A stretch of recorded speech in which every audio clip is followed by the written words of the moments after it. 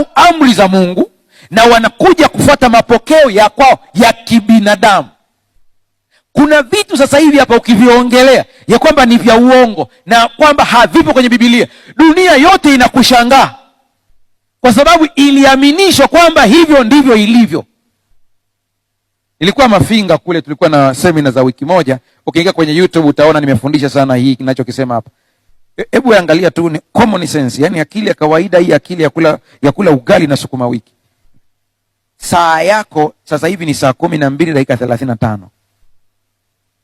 la kwa saa za Afrika ya Mashariki, lakini ukiangalia hapo imeandika 6.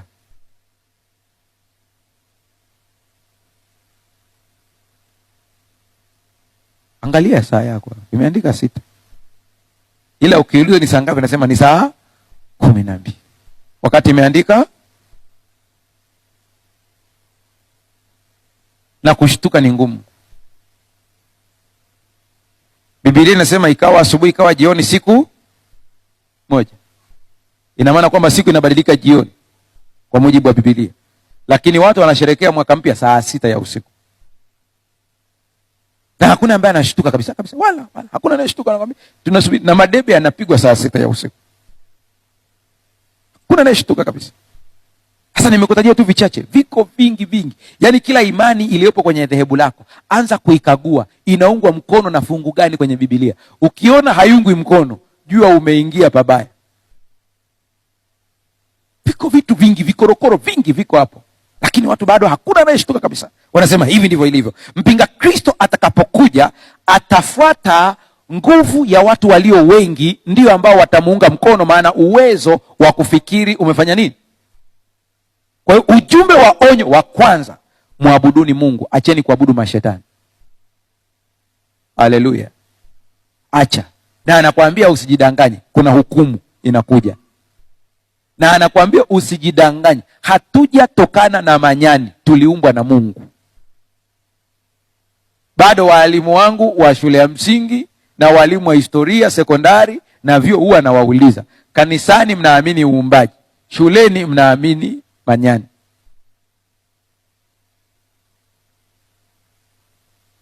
Na wanakuambia kabisa inabidi tu tuseme hivyo, maana ndio syllabus yenyewe. Ujumbe wa onyo wa kwanza, acheni kuabudu pesa. Haleluya. Acheni kuabudu vyeo. Acheni kuabudu watu.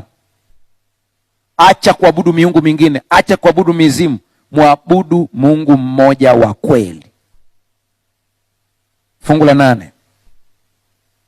Kisha mwingine malaika wa pili akafuata akisema, umeanguka Babeli, mji ule mkubwa, ulio mkubwa, maana ndio ulioonyesha mataifa yote mvinyo ya ghadhabu ya uasherati wake. Na turudi pale 8 tena. Kisha mwingine malaika wa pili akafuata akisema, umeanguka Babeli, mji ule ulio mkubwa, maana ndio ulioonyesha mataifa yote mvinyo ya ghadhabu ya uasherati wake. Stop hapo, naomba unisikilize kidogo. Babeli maana yake ina maana mbili. Babeli maana ya kwanza ni machafuko, maana ya pili ni lango la miungu. Ina maana mbili. Lakini kwa nini Babeli inaambiwa kwamba umeanguka? Kuna mfumo mpaka hivi ninavyoongea na wewe. Kuna mfumo wa kishetani ambao unaongoza sehemu kubwa ya dunia. Watu wengi ambao wanaojua wao wanaita Babylon system. Ni mfumo.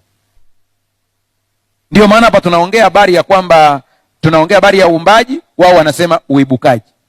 Ukiuliza hawa walioandika hivi vitabu, je, si wanasali kanisani na kwenye misikiti wanakwenda? Ndio. Wanafundishwa Mungu ni muumbaji? Ndio. Mfumo wa kibabeli unawalazimisha kuwanywesha watu mvinyo, walewe, waamini hivyo, waamini Mungu hakuna, waamini ya kwamba mtu aliibuka tu kama kamdudu, wakati Mungu anahitaji tujue kwamba tuliumbwa kwa makusudi. Ni mfumo wa kibabeli.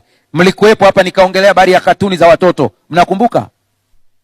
Ni mfumo wa kibabeli ndio unafanya kazi kama hizo. Wanaharibu mpaka mfumo wa kibiolojia wa mwili. Wanacheza na mfumo wa kibiolojia kabisa kwa kutumia vyakula, madawa na vitu kama hivyo. Lakini wanaharibu kutumia hivi vitu vya kisasa, simu za mkononi, tablets, zote hizo. Unakuwa mhanga wa vitu kama hivyo. Nendeni mkaangalie katika vita ambazo ni vita kubwa sana duniani, vita ya madawa kulevya. Kwa nini inakuwa ni kubwa sana? Mfumo unaotawala ni mkubwa mno, mzito kweli kweli. Kwa hata anayejaribu kupambana madawa kulevya inabidi ajipange mara mbili. Ni mfumo wa kibabel. Ukija kwenye dini, mfumo wa kibabel upo mpaka kwenye dini, na nimeiongelea sana hapa ya kwamba sio kila mtu anasema kwa jina la Yesu anamaanisha Yesu huyu. Kuna mahali wanakwenda kupewa nguvu ili waje waweze kuwadanganya watu. Mmoja kati ya wale ambao wameshatoka katika mfumo wa kibabel anasimulia, anasema wanapoenda kufanya mkutano mahali, jambo la kwanza ambalo wanafanya, anasema wanatangulizwa watu, wanaangalia watu wenye fedha katika hilo eneo, wanawatafiti wote wanawafahamu. Wakishawafahamu wanawategea dawa kwenye milango yao. Wanapotoka asubuhi na magari, mapepo yanawavaa, wanapata magonjwa. Mkutano ukiitishwa, wanaitwa pale, wanakwenda kuombewa. Wakiombewa, pepo wanatoka. Wale wanaosoma kitabu cha Pambano Kuu ambacho tunakigawa wakati huu, kimeeleza wazi kabisa. Ellen White anasema shetani ataweka magonjwa na atayaondoa ili watu wamwamini. Usanii mwingi sana kwenye dini siku hizi. Kuna usanii kwenye dini. Kuna mtu mmoja anafanya hizi kazi huko Nigeria. Yeye kazi yake ni kukamata miujiza feki. Kuna mtu mmoja akaanza kusema, anamfuatilia akasema, fulani anafanya miujiza feki. Nikasema, mbona namuona mtu kama yuko vizuri? Nikaanza kumfuatilia. Akaonyesha, yani mpaka na mimi nikacheka, nikasema na mimi nimekamatwa kwenye huu ujinga. Yani mtoa ushuhuda wake ni huyo huyo. Akiwa Kenya ni huyo huyo. Akienda Kongo ni huyo huyo. Ila anabadilisha tu. Kuna saa anavaa ndevu za bandia, kuna saa ndevu zinatoka. Ila mtoa ushuhuda ni, kumbe kuna watu wanafuatilia style yake ya kuongea, lugha, wanafuatilia kila kitu, wakaanza kuumbua. Mfumo wa kibabeli ni mbaya sana. Unakamata mpaka mifumo ya kiserikali. Wanahakikisha ya kwamba serikali zote duniani zinawatii wao. Ndio maana wanahakikisha kwamba wakamate syllabus, wakamate vyama vya siasa, wakamate wahubiri wa Injili, wakamate wote waingie kwenye mfumo wa kibabeli. Lakini Mungu anasema kupitia kitabu cha Ufunuo, anasema hivi, mfumo wa Babel hautafanikiwa siku zote. Haleluya. Yaani hata kama ujaribu kiasi gani, bado anayeibuka na ushindi ni Yesu Kristo. Kila wakijaribu, wanashangaa Yesu Kristo ndiye anayeshinda. Niliwaambia michezo karibia yote wanaoifahamu, jamaa wanahakisha wanaikontrol wao. Karibia yote. Nikwambia ukisikia michezo ya Olympic, nenda ukaangalie, ni msitu wa Mungu wa Kigiriki anaitwa Olympia. Ule mwenge wa Olympic ambao unazungushwa ni tochi ya Mungu wa Olympia kule Ugiriki, ndio maana unazungushwa kote. Kiangalia kombe la dunia ni nyoka wawili. Wako hapo, walikuwepo hata kabla kombe la dunia halijatokea. Walikuwa naabudiwa kwa Mesopotamia miaka mingi iliyopita. Na lazima lizungushe dunia nzima. Kila mtu ashike angalau katika wale viongozi wakubwa abusu. Ndio taratibu ulio. Mifumo ya kibabeli tu ndio inaongoza hivyo.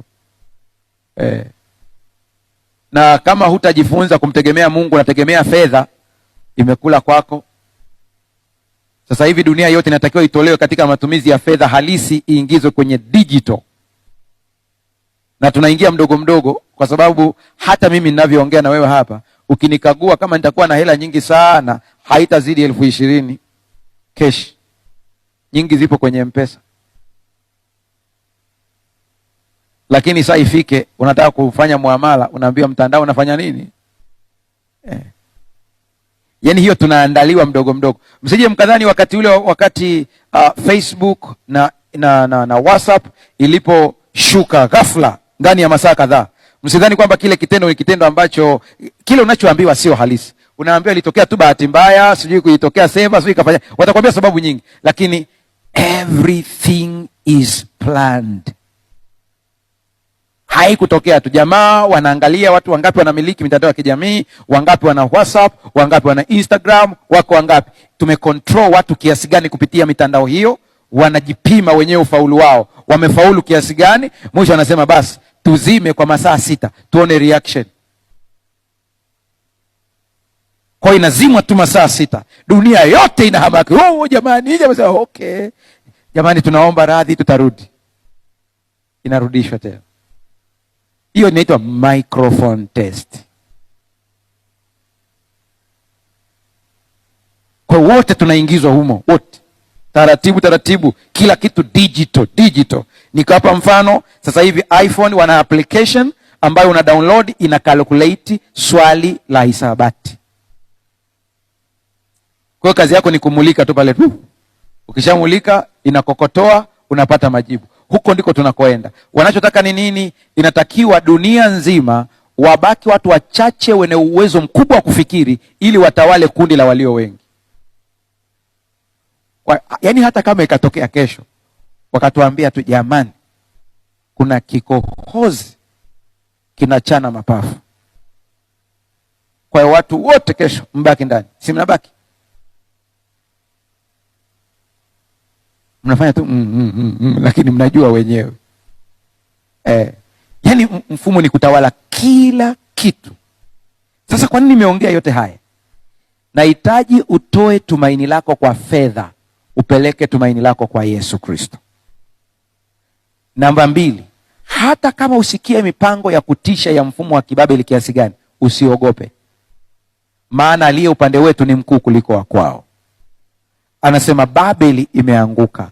Babeli ambayo inatajwa hapa ni mfumo kwa ujumla, ukiwemo mfumo wa kidini ambao unawatawala watu kwa kutumia dini za uongo, na wametanguliza fedha kuliko utu, na maandiko yamewekwa pembeni. Onyo la